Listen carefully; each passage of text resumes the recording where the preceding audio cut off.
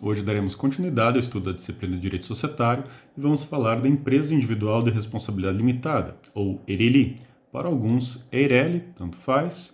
Eu prefiro seguir a linha do professor Alfredo Assis Gonçalves Neto, que defende que a entonação correta é EIRELI, assim como javali, sueli e outras palavras terminadas desta forma.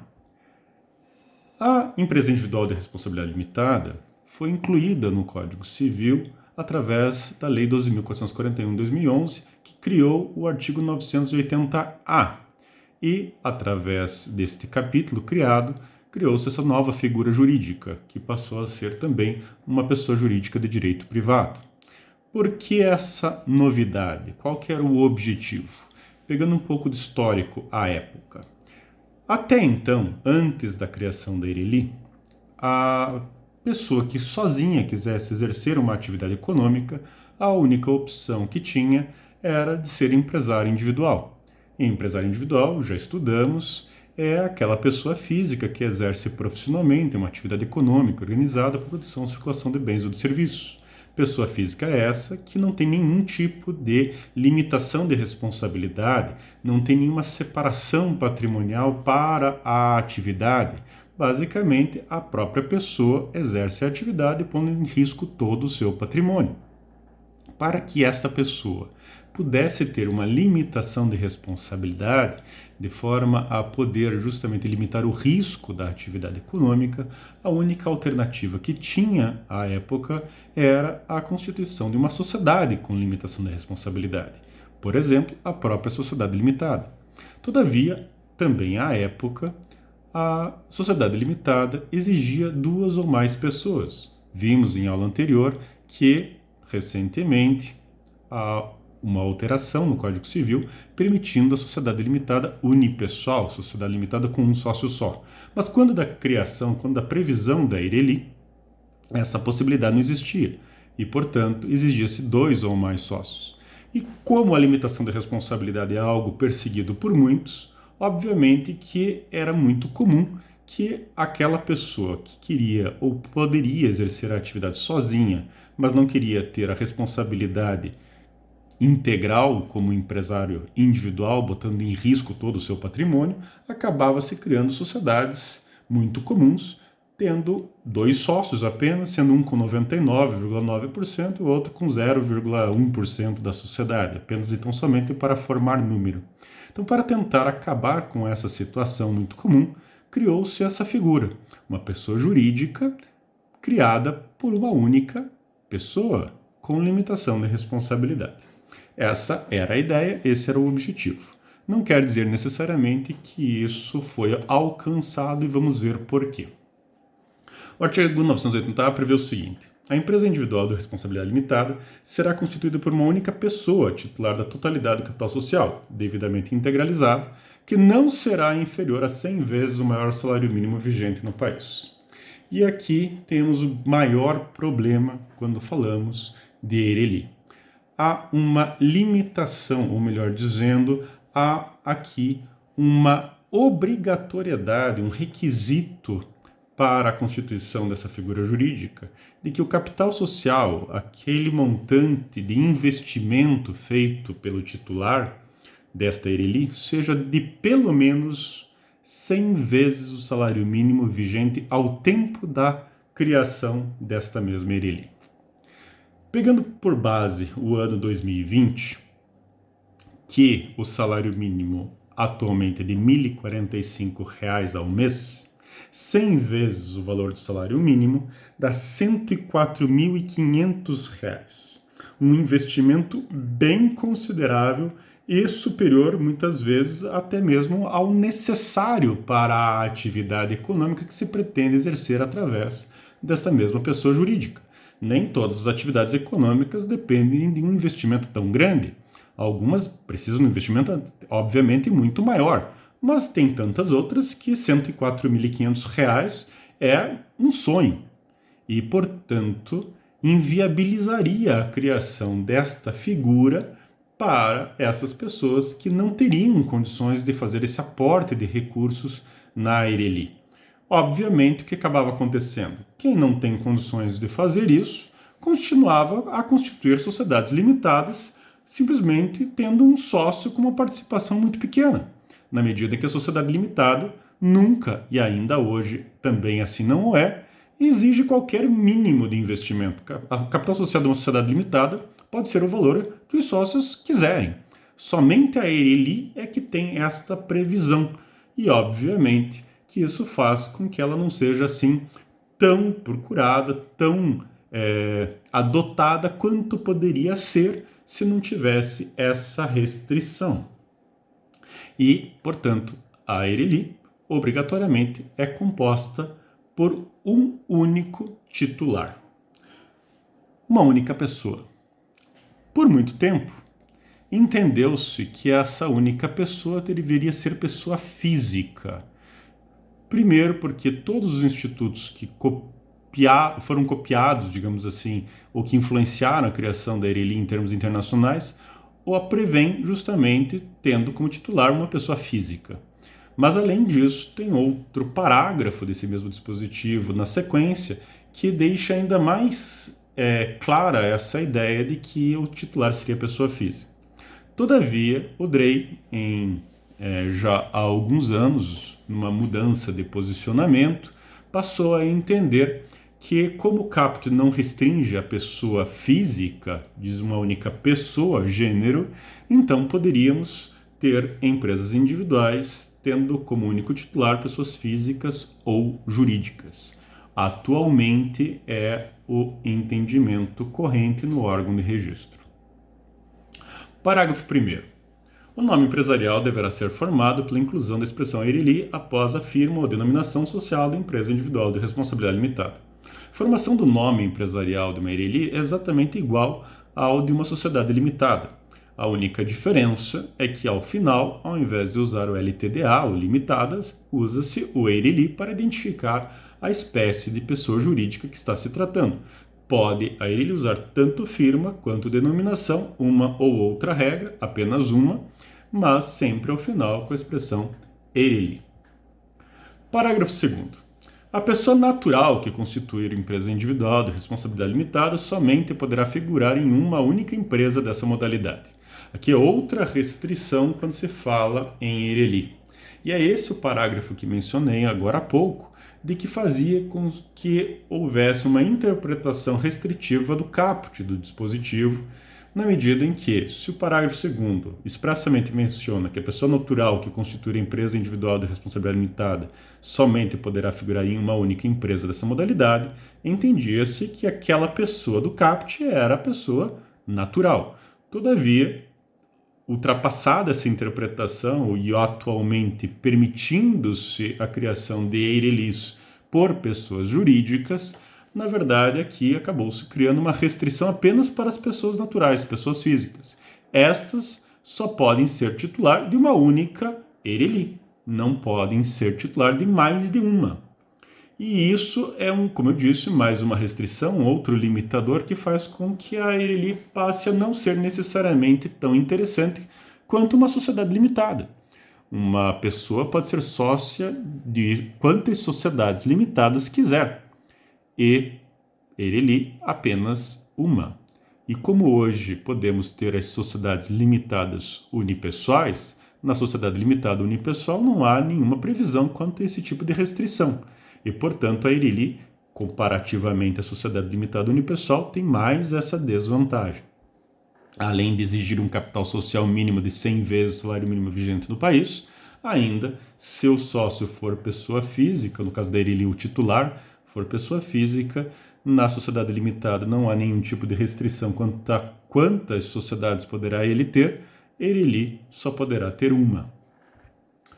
Parágrafo 3º. A empresa individual de responsabilidade limitada também poderá resultar da concentração das cotas ou de outra modalidade societária num único sócio, independentemente das razões que motivaram tal concentração. Aqui um dispositivo um tanto quanto óbvio, mas apenas para deixar muito claro, o legislador previu que há possibilidade de se transformar qualquer sociedade pela unipessoalidade numa Eireli. Imaginemos, por exemplo, que tínhamos uma sociedade limitada com 2 sócios, um viesse a sair da sociedade por qualquer razão, seja por exclusão, retirada, recesso, falecimento, não importa, o fato que eram dois e passou a ter apenas um.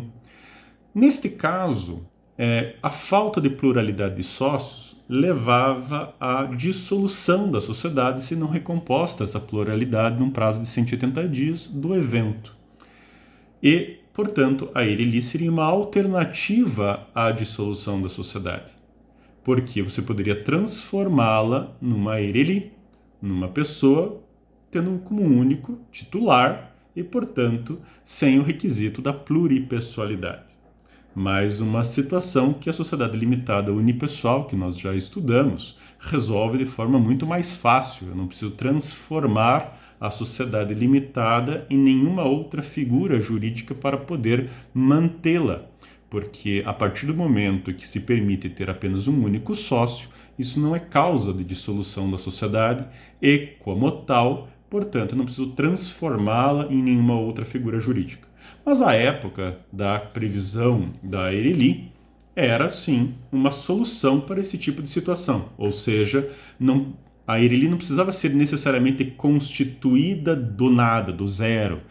Poderia ela ser resultado justamente da unipessoalidade de uma outra sociedade, de uma outra figura jurídica que levou a essa situação.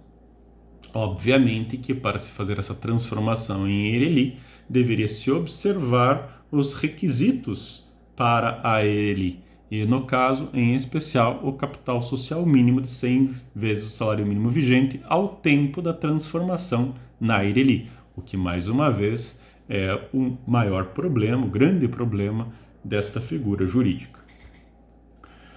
Parágrafo 5º. Parágrafo 4º foi vetado, então ele não existe. Então, pulamos direto para o parágrafo 5º. Poderá ser atribuída à empresa individual de responsabilidade limitada, constituída para a prestação de serviços de qualquer natureza, a remuneração decorrente da cessão de direitos patrimoniais de autor ou de imagem, nome, marca ou voz de que seja o detentor ou titular da pessoa jurídica vinculados à atividade profissional. De todas as hipóteses de uso da empresa individual de responsabilidade limitada, talvez a mais importante seja essa do parágrafo 5º, pois essa previsão não há expressa em nenhuma outra regra, em especial na sociedade limitada. A Eireli foi criada em especial para atender esses profissionais que usam da sua imagem, fama, voz, como apresentadores, jornalistas, artistas em geral, que pretendem exercer a atividade profissional, só que não querem ser necessariamente empregados daquela rede de televisão que o contratou, do jornal que o contratou, do meio de comunicação, enfim, que o contratou, quer ser ele justamente alguém com total autonomia e, portanto, ao ser contratado como pessoa física, teria, tributariamente falando, um impacto muito grande. E todos sabem que a tributação na pessoa jurídica pode se tornar mais atrativa.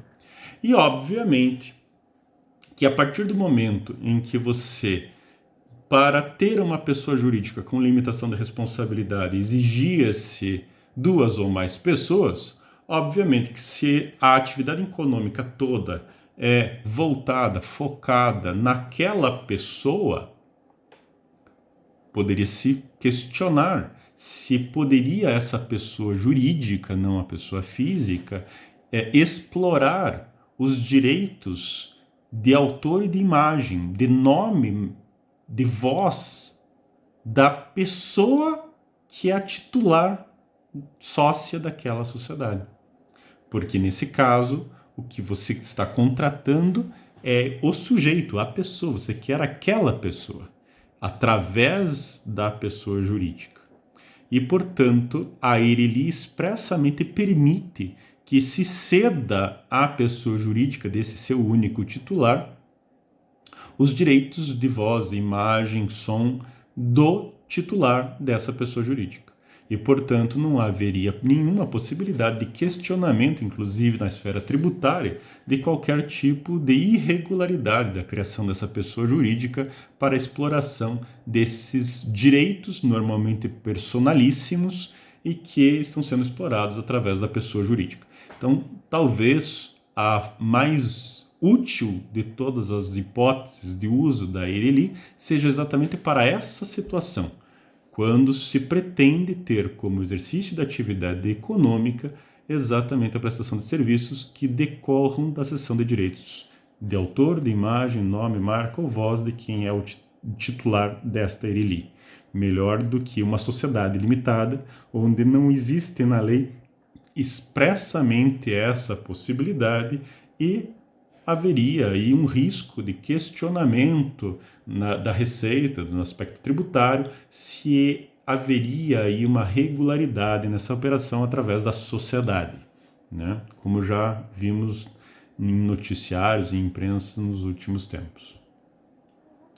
Parágrafo 6º. Aplicam-se à empresa individual de responsabilidade limitada no que couber as regras previstas para as sociedades limitadas. E aqui a razão do porquê que as regras para a ERELI são tão simples. Estão dispostas exclusivamente nesse artigo 980-A. Basicamente porque no mais aplicam-se as disposições da sociedade limitada. Obviamente no que for compatível, na medida em que muitas das regras do capítulo da limitada decorrem do fato da pluripessoalidade ser o mais comum. Então não há necessidade, por exemplo, de previsão de regras de reunião quando você é o único titular. Agora, percebam aqui que, na verdade, o nosso legislador, em 2011, criou uma figura diferente da sociedade limitada, que é a ERELI, quando já poderia, desde então, ter previsto o que fez agora, que é a permissão da sociedade limitada unipessoal, da sociedade limitada com um único sócio. Na verdade, era isso que o legislador queria fazer, permitir que uma pessoa sozinha pudesse constituir uma sociedade limitada unipessoal. Só que, como o próprio Código Civil, e ainda hoje, traz como conceito de sociedade uma lógica contratualista, contratam sociedade às pessoas que reciprocamente se obrigam a contribuir com bens ou serviços para o exercício da atividade econômica a partir de entre si dos resultados, uma lógica que demanda 2 ou mais sócios, não conseguiu o legislador romper com o conceito de sociedade que ele mesmo tinha previsto. E, portanto, dentro dessa situação, preferiu ele criar uma pessoa jurídica diferente. Não vamos chamar de sociedade, vamos chamar de empresa individual de responsabilidade limitada. Ela não é uma sociedade limitada, ela é uma outra figura. Mas como é que ela funciona? Igualzinho a uma sociedade limitada. Por essa razão, com a criação da sociedade limitada unipessoal, entendo eu que a razão de ser da ERELI praticamente desapareceu, porque a sociedade limitada unipessoal, formada, portanto, por um único sócio, basicamente faz tudo o que a ERELI faz, só que sem ter aquela restrição, aquele requisito de se exigir um mínimo de 100 vezes o salário mínimo vigente no país para a sua constituição a título de investimento, a título de capital social. Então, hoje em dia, a tendência é que ainda menos ERELIs sejam constituídas pela facilidade que a sociedade limitada unipessoal trouxe, na medida em que as duas funcionam basicamente da mesma forma. A ERELI e a sociedade limitada unipessoal pouco diferem, e a principal diferença é justamente o capital social mínimo exigido na ERELI, o que é uma desvantagem para ela. A outra, como mencionei, é o do parágrafo 5º, onde se prevê a possibilidade de cessão de direitos de imagem, voz, etc., e que, nesse caso, é um ponto positivo para a ERELI. No mais, a sociedade limitada unipessoal ganha, sem dúvida nenhuma, pela sua simplicidade no que diz respeito a ingresso de sócio, saída de sócio, enfim. Podemos começar como uma sociedade limitada unipessoal e nada impede que possamos admitir novos sócios sem necessariamente ter que alterar contrato social, transformar de um tipo societário em outro, enfim, simplesmente altera seu contrato social para ingresso e saída de sócios com unipessoalidade e pluripessoalidade a hora que bem entender. Então, a sociedade limitada unipessoal é uma alternativa melhor do que a EIRELI. E o parágrafo 7º, incluído recentemente pela Lei da Liberdade Econômica, Lei 13.874, simplesmente reprisa o óbvio, mas às vezes é importante destacar o óbvio, reforçar o óbvio, porque o óbvio é difícil de se argumentar sobre o óbvio. Sobre questões complexas, sobre questões controvertidas, escrevem-se tratados. Sobre o óbvio, pouco se fala, pouco se escreve, pouco se defende. E muitas vezes o judiciário não enxerga muito o óbvio. E o nosso legislador aqui justamente quis reforçar isso. Então diz o que o parágrafo 7º? Somente o patrimônio social da empresa responderá pelas dívidas da empresa individual da responsabilidade limitada, hipótese em que não se confundirá em qualquer situação com o patrimônio do titular que constitui, ressalvados os casos de fraude. Em outras palavras, a EIRELI aplica-se às regras da sociedade limitada, e a sociedade limitada prevê limitação de responsabilidade. Inclusive daí o nome, empresa individual de responsabilidade limitada. Qual que é a limitação de responsabilidade na EIRELI, se é igual à da sociedade limitada? Pela integralização do capital. Então, se o titular da EIRELI se comprometeu a investir R$ 104.500, que é o mínimo que a lei exige, atualmente, a obrigação dele é transferir do seu patrimônio pessoal para a EIRELI esses R$ 104.500. Se ele o fez, cumpriu com a sua obrigação, não apenas subscreveu, como integralizou. E, o fazendo, não há que se falar mais de responsabilidade do seu titular. Assim como na limitada, uma vez integralizado o capital, não há responsabilidade dos sócios. Então, a limitação de responsabilidade é a regra e, portanto, somente o patrimônio da pessoa jurídica responde pelas obrigações por ela contraídas, e não o do seu titular. Essa é a regra óbvia, é o lógico, sempre foi assim. Então, a inclusão do parágrafo 7 não alterou nada do que se já tinha antes. Não se inovou em absolutamente nada. Mas a Lei da Liberdade Econômica justamente quis marcar ponto sobre a questão da limitação de responsabilidade. Porque a limitação de responsabilidade é um instituto extremamente importante de limitação de risco, e a partir do momento que você limita o risco, você estimula o investimento. Quando você não tem limitação de risco, as pessoas não se sentem estimuladas a arriscar e, portanto, a economia sofre.